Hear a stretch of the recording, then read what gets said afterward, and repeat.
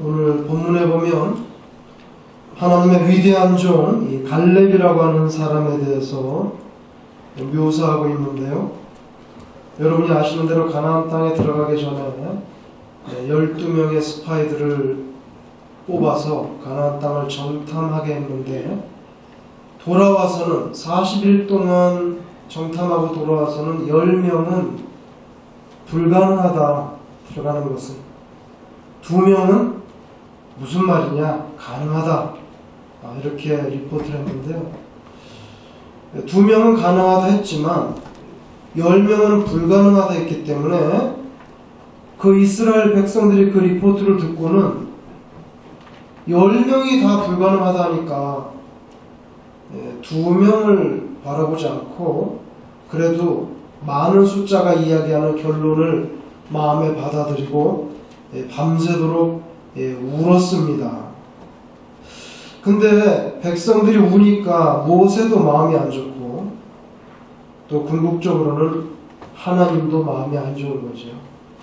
왜냐하면 그게 하나님의 백성들이기 때문에. 그래서 하나님께서는 너희들이 40일 동안 정탐했는데 하루를 1년으로 해서 40년 동안 광야 생활을 하라. 무시무시한 결정을 내리셨어요. 그리고 하나님의 결정대로 그대로 됐습니다.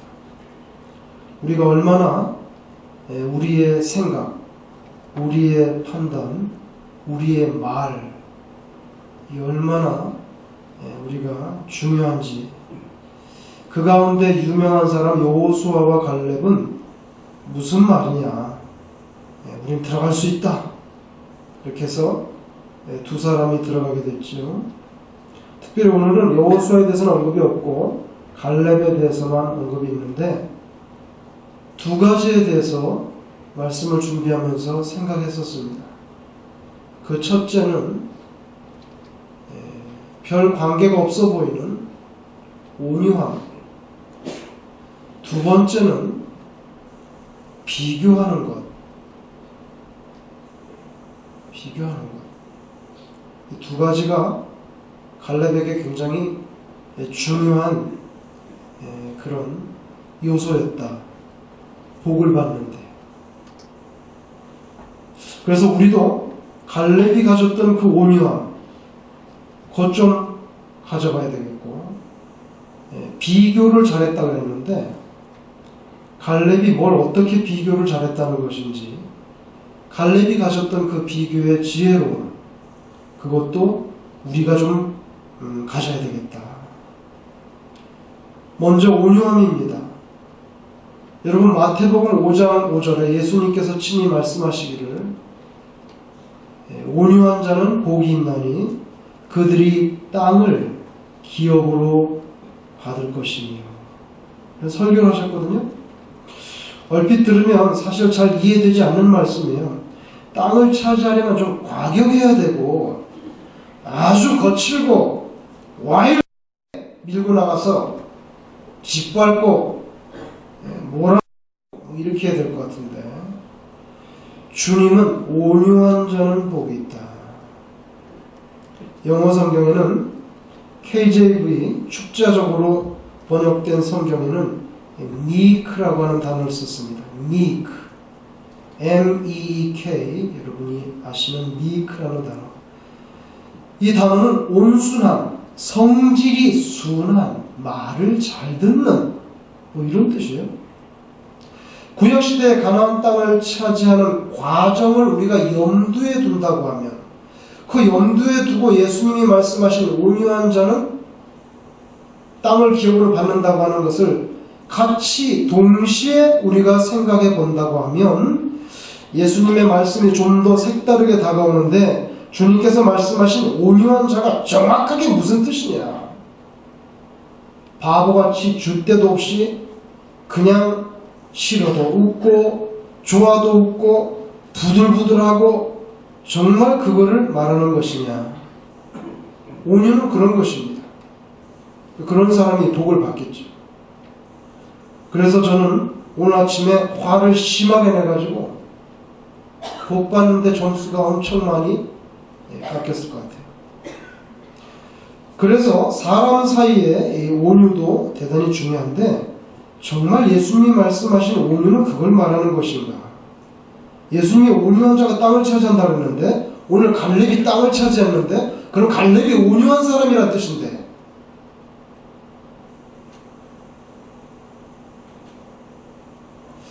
하나님은 모세를 평가하실 때도 민수기 12장 3절에 미크라고 하는 단어를 썼어요.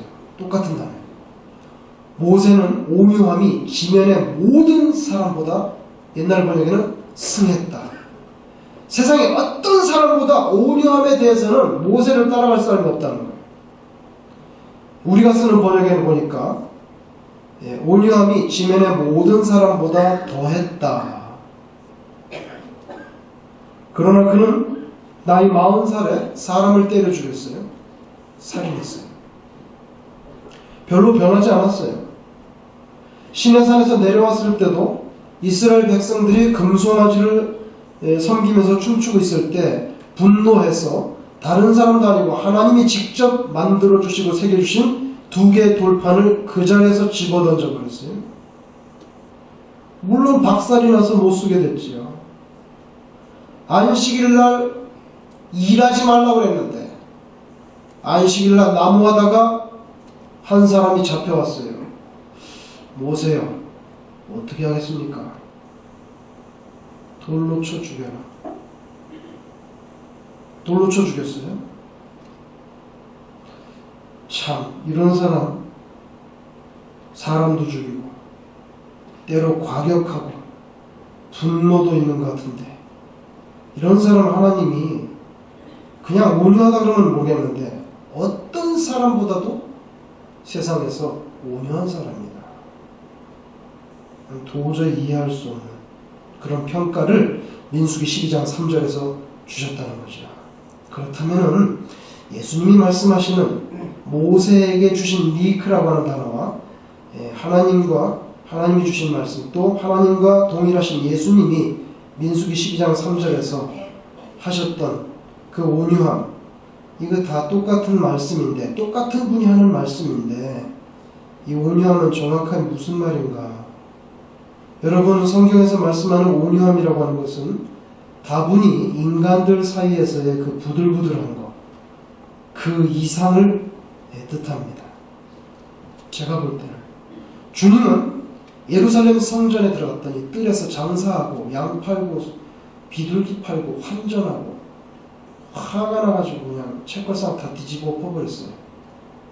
비둘기 다 쫓아내고 양도 쫓아내고 장사를 못했어요. 그러면서도 자기 스스로에게 대해서 말씀하시기를 나는 마음이 온유하고 겸손하니.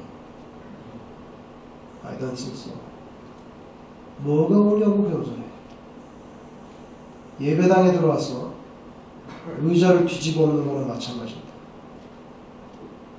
어떻게 이해하겠어요, 이거를? 자기는 온유하고 겸손하대요. 온유하고 겸손한 사람이 아버지 장례를 먼저 치르고 주님입니다. 누가복음 9장 60절이야. 이르시되 죽은 자들로 자기의 죽은 자들을 장사하게 하고 너는 가서 하나님의 나라를 전파해. 또 다른 사람이 이르되 주여 내가 주를 따르겠나이다마는 나로 먼저 내 가족을 작별하게 허락하소서. 예수께서 이르시되 손에 쟁기를 잡고 뒤를 돌아보는 자 하나님의 나라에 합당하지 않아. 아버지 장사도 못 지내게 하고 가족하고 이별 인사도 못하게 하고 이게 뭐가 온유합니까? 과격하죠.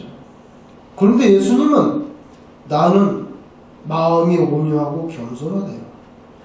그렇다면 성경에서 말씀하는 온유함이라고 하는 것은 인간 사이의 관계성 그 이상이라는 거죠.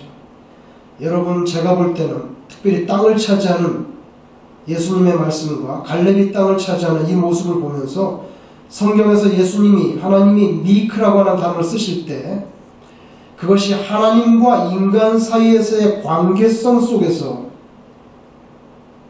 부들부들하다는 것을 뜻한다고 그렇게 생각이 돼요.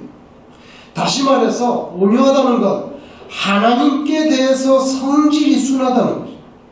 하나님께 대해서 부들부들하고 하나님께 대해서 말을 잘 듣는 그 사람에게 땅을 주겠다는 거예요. 예수님이 성전에서 책벌상 뒤집어 엎었어요. 여전히 하나님의 말을 잘 듣고 있어요. 잘 듣고 있어요. 그죠? 그래서 하나님께서 명령하시면 그대로 따르고 하나님께서 원하시면 자기 자신의 형편과 처지를 앞세워서 토시를 달지 않고 그저 하나님께 대해서 부들부들한, 하나님께 대해서 전혀 까칠함이 없는, 하나님께 대해서 대드는 일이 없는, 하나님께 대해서 성질이 온순하고 겸손한 그런 인생이 온유한 인생이라. 모세의 혈기는 쉽게 죽지 않았어요. 그렇지만 온유하되 하나님께 대해서 온유하단 말이에요. 인간들 사이에서는 지저분하고 복잡하게 돌아가지만 하나님께 대해서는 꼼짝 못하고 말을 잘 듣는다는 거예요. 그래서 온유한 사람이 땅을 차지한다는 것은 결국 하나님에 대해서 말씀과 명령에 순종을 잘하는 그런 인생들에게 하나님께서 땅을 주신다는 그런 뜻으로 해석할 수 있겠어요. 구약시대에는 축복의 기본이 땅과 자손입니다. 그래서 아브라함에게도 네가 줄게 가나안 땅 약속했어요. 오늘날 10년의 세월이 지나서 이스라엘 사람들 땅 차지했어요. 그 자손이 하늘의 별처럼 많게 될 것이라고. 21세기 고도로 발달한 자본주의 사회에 살면서 땅은 모르겠지만 자녀들을 수십 명씩 그렇게 낳기를 원하는 사람은 없을 거예요. 시대가 바뀌어서 땅과 자손이 하나님의 축복이라고 선뜻 생각하기 어렵지만 하나님께서는 다른 방편으로 하나님께 대해서 온유한 이들을 축복하시는 줄로 믿습니다. 그래서 여러분이 복받고 싶으시면 사람들에게도 온유하게 하시고 무엇보다 하나님께 까칠한 사람이 돼서는 절대로 복을 받지 못한다는 거예요. 그 사람이 누군지 아세요? 본문에 나타난 10명이에요. 하나님 말을 안 듣는 사람. 이 온유하지 않은 사람. 여러분, 사람 사이에서도 누가 누구의 말을 잘 듣는다는 것, 누가 누구에 대해서 부들부들하고 성질이 순하다는 것은 그 사람이 그 상대방을 전폭적으로 신뢰할 때 가능해요. 아유, 그 사람 믿을만하지. 그럼 그 사람이 말하면 그 사람이 말하면 그럴 거야. 그 사람이 말하면 맞을 거야. 여러분, 어떤 사람에게 부들부들하고 말을 잘 듣고 성질이 온순하다는 것은 그 사람을 그만큼 신뢰한다는 거예요. 신뢰가 없으면 불가능해요. 왜? 내가 더 똑똑한데 뭘 말이 많아. 믿지 못하는 일을 따를 수 없어요. 그런 사람의 말을 듣지 않을 것이고 그런 사람에게 순하게 다가가기보다는 오히려 내 주장을 앞세우게 되겠지요. 하나님의 관계성도 크게 다르지 않아요. 하나님께 온유한 사람은 하나님을 믿고 따르는 사람. 근데 여러분, 따르기 전에 믿어야 돼요. 하나님을 믿지도 못하는데 어떻게 따릅니까?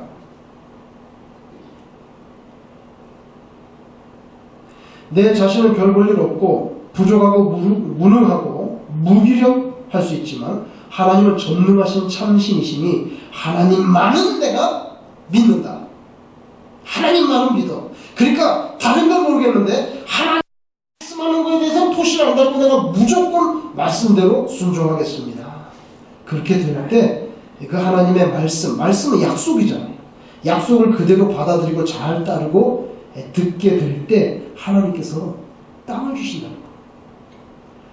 여러분 가운데 땅 있는 사람도 있지만 없는 사람도 있겠죠. 그러나 사실 여러분은 다 땅 받은 사람이에요. 하나님의 나라에 들어가시게 됐으니까. 땅 차지한 거죠. 땅 차지한 거예요. 예수님 말씀이 맞아요. 온유한 자가 땅을 기업으로 받는다. 하나님께 말씀을 순종하는 사람이 하나님 나라를 차지하게 되는 거죠. 그죠? 하나도 틀린 말씀이 없어요. 여러분, 심령이 가난한 자, 애통한 자는 복이 있나니, 온유한 자는 복이 있나니, 의에 줄이고 목마른 자 복이 있나니, 긍휼히 여기는 자 복이 있나니, 마음이 청결한 자 복이 있나니, 화평하게 하는 자 복이 있나니, 의를 위하여 박해를 받는 자 복이 있나니. 여러분, 이 말씀을 보세요. 이거 전부 다 하나님과의 관계성 속에서 일어나는 거예요. 마음이 가난한 거? 하나님 앞에서 마음을 비웠다는 거죠. 청결한 거? 시간과 공간의 구애되음이 없이 항상 똑같은 모습을 보여주는 사람. 그게 마음 깨끗한 사람.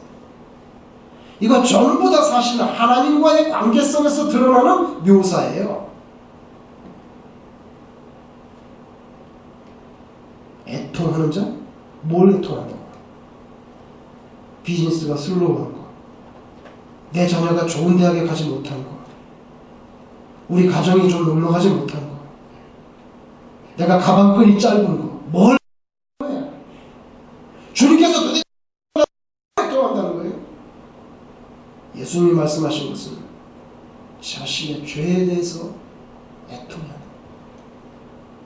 자신의 죄에 대해서 애통하는 사람, 그렇게 애통하는 사람에게 하나님의 위로가 임할 것이야. 그래서 이게 다 하나님과의 관계성 속에서 파악되는 내용들이니까 온유한 자가 땅을 받는다는 것도 하나님과의 관계성 속에서 이해해야 정확한 이해가 되는 거죠. 오늘 본문의 갈렙이 그런 인물이에요. 그가 하나님께 대해서 온유한 인생이었거든요. 하나님께 대해서 온유한 게 뭐냐면 하나님께 대해서 부들부들하다는 거예요. 하나님께 대해서 까칠거리는 게 하나도 없어요. 하나님께 대해서 말 잘 듣는다는 거예요. 그런 사람에게 떡 주고 돈 주고 땅 주는 거지 누구에게 주겠어? 당연한 얘기죠. 그래서 하나님께 대해서 성질이 순하고, 하나님께 대해서 겸손하고, 하나님께 대해서 말을 잘 듣는 그런 사람. 여러분, 형편과 처지는 어려웠어요. 사실은 가나안 원주민은 강해 보였죠. 다른 10명의 스파이들이 말했듯이 그들 중 어떤 족속은 거의 거인이라고 해도 과언이 아니에요. 다른 10명의 스파이들이라고 스스로를 그렇게 자기들을 우리는 메뚜기 같다고 그렇게 무조건 근거 없는 자조적인 평가를 그렇게 쉽게 내리고 싶었겠어요? 그 사람들이라고? 생각해 보세요. 각 지파별로 한 명씩 뽑아서 12명밖에 뽑지 않았어요.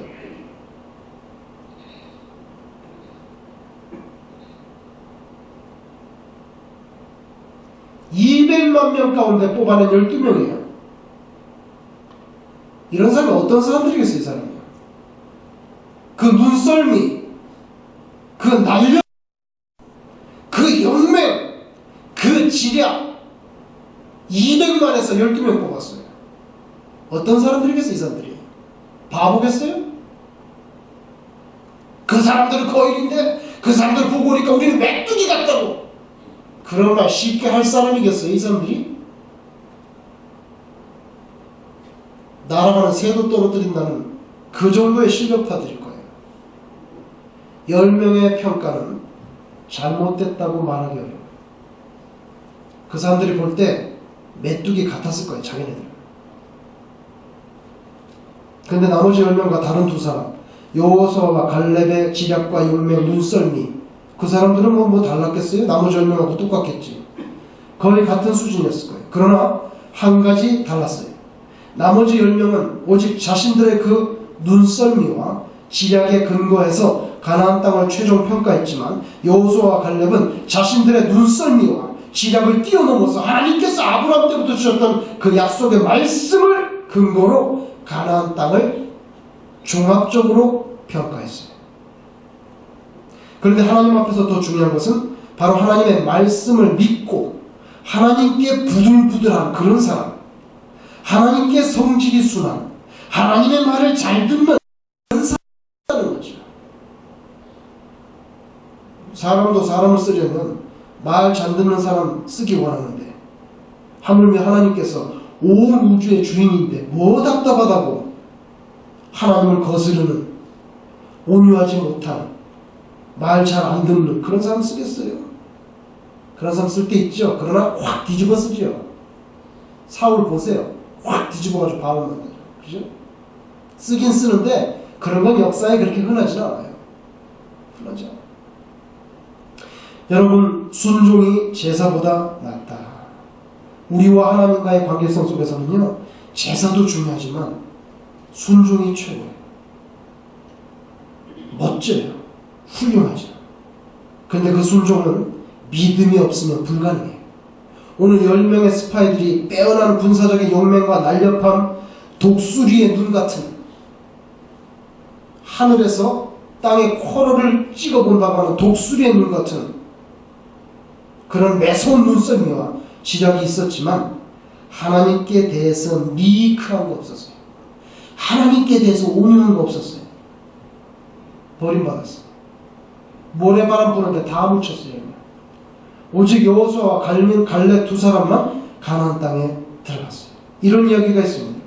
수십 년 전에 70년대 한국의 유명한 신발업체에서 아프리카 지역에 시장 개척을 두고 현장 조사단을 보냈는데 그들로부터 결과 보고가 왔는데 그 사람들 가운데 두 사람이 완전 반대의 평가를 보냈어요.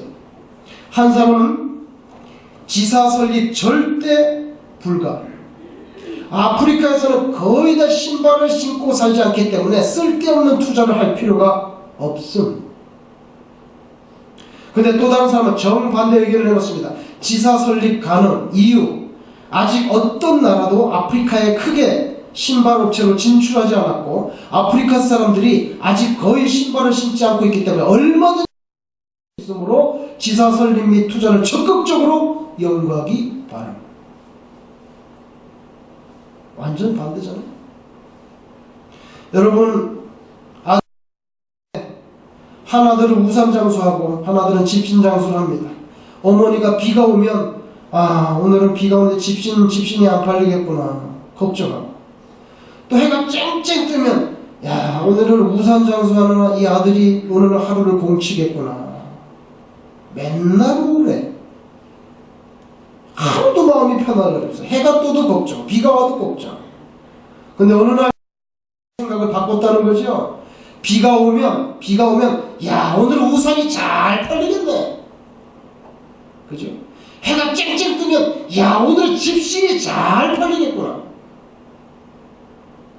하나도 변화가 없는데 생각의 구조를 바꾸니까 맨날 우울하던 사람이 맨날 기분 좋게 됐다는 그런 이야기. 생각을 잡느냐가 여러분의 하루하루를 살아가는 모습을 이렇게 천지 차이로 바꿀 수 있어요.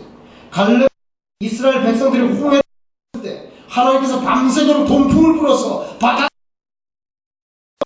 홍해 그 물이 양처럼 쌓여 벽. 여러분, 한국에 전라도에 이렇게 물이 물러가는 거 아니에요. 성경을 보세요. 양쪽에 벽처럼 쌓였어요. 그 사람 땅을 밟고 이스라엘 온 그 물을 통해.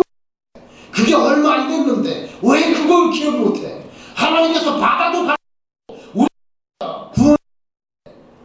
가나안 사람들 덩치 좀 크다고 이스라엘이 망하겠어요? 망하는 게 불가능하지. 망하는 게 불가능해. 의심하지. 뭘? 하나님의 능력을. 여러분도 하나님을 믿는다 할 때 이 정도의 담대함을 품고 믿으시기를 주의 이름으로 축원합니다. 하나님의 말씀을 늘 의식하고 믿고 순종하는 이는 결국 하나님의 주시는 복을 피할 수 없어요. 이와 왜 우울하게 살겠어요? 하나님 자신의 명쾌한 계산과 눈썰미, 나의 지략과 용맹, 이것만 의지하고 하나님께 까칠한 사람 되면 복을 받기는커녕 오늘 본문에서 말씀하잖아요. 애국과 광야에서 행한 모든 기사와 이적을 보고도 10번이나 나를 시험한 너희들은 내가 어떻게 구제할 수가 없다.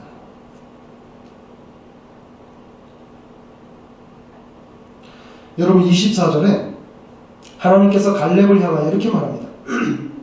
오직 내 종 갈렙은 나를 온전히 쫓았은지 여기 온전이라는 말은 히브리 말로 말레라고 하는 단어인데요. 말레는 고갈을 해소시킨다는 거예요. 다시 말하면 하나님의 마음을 아주 시원할 정도로 하나님한테 부들부들한데 얼마나 부들부들한지 온전히 아주 그냥 확실하게 하나님을 만족시켰어요. 하나님의 뜻에 순종했는데 부분적으로 쫓았다가 아니고 온전히. 그래서 민수기 32장 12절에 보면 그들이 온전히 하나님을 순종하였더라. 또 이런 말이 나와요. 근데 순종도 보면 온전히 할 때 보고 온전히. 그죠? 두 구절에서 다 온전히 단어 얼마나 중요한 단어인지 몰라요. 갈렙은 하나님께 마음을 반만 드리고 나머지 반은 또 저쪽에 더 걸쳐놓고 이렇게 하지 않았어요. 전폭 하나님께 부들부들했다는 거예요. 겸손했다는 거예요. 홍해도 가르신 분이 뭐 덩치 좀 크다고 이스라엘이 망하겠어요? 망한다는 게 불가능하지.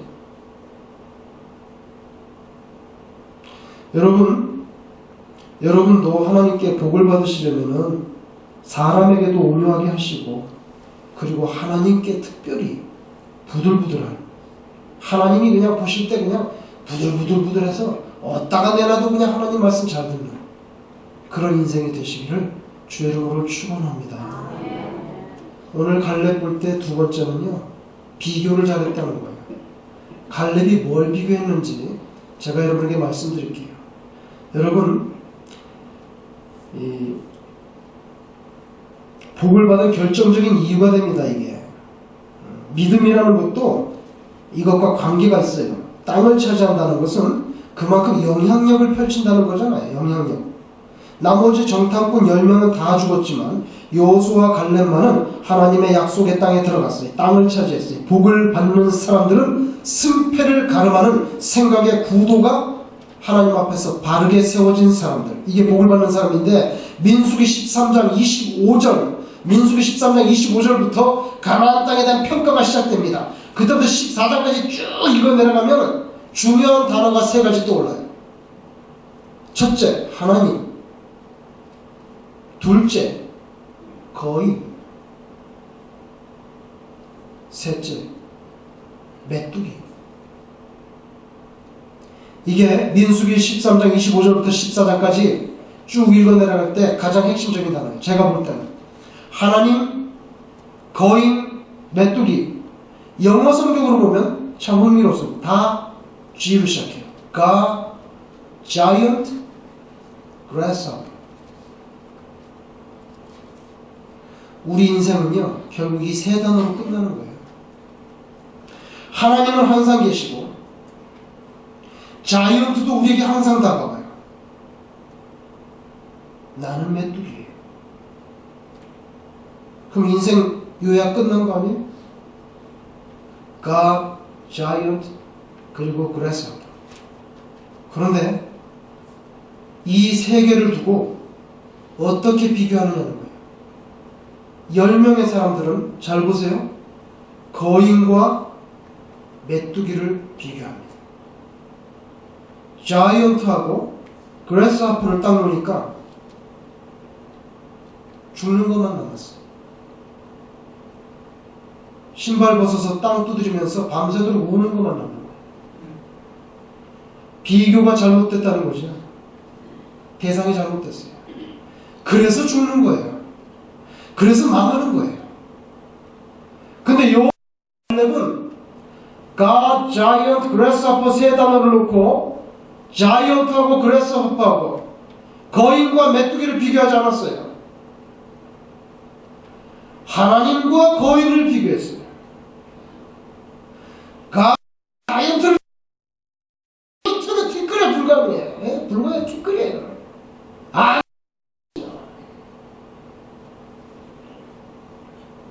얼마나 기분 좋아요. 아무 문제 되지 않아요. 그렇게 비교하니까 너무 긍정적이고 자신감이 넘치고 하나도 꿀릴 것도 없고 이미 승리는 보장됐어요. 그러니까 돌아가야 돼. 그래서 민수기 14장 9절에서 가나안 거인들을 가리켜서 그들은 우리의 먹이라. 끝났다는 거예요. 하나님하고 자이언트하고 뭐 게임 안 되잖아요. 티끌에 불과해. 옛날 번역은 더 멋있어요. 그들은 우리의 밥이라. 이렇게 보여요. 그 번역을 그냥 놔둬야 되는데 잘난 척하고 또 그렇게 먹이가 뭐예요? 그들은 우리의 먹이라. 이거 잘못된 거예요. 제가 볼 때. 왜? 여러분, 먹이는 동물한테 쓰는 거예요. 그렇잖아요? 개한테 먹이 주고 새한테 먹이 주는 거지. 우리가 동물이에요?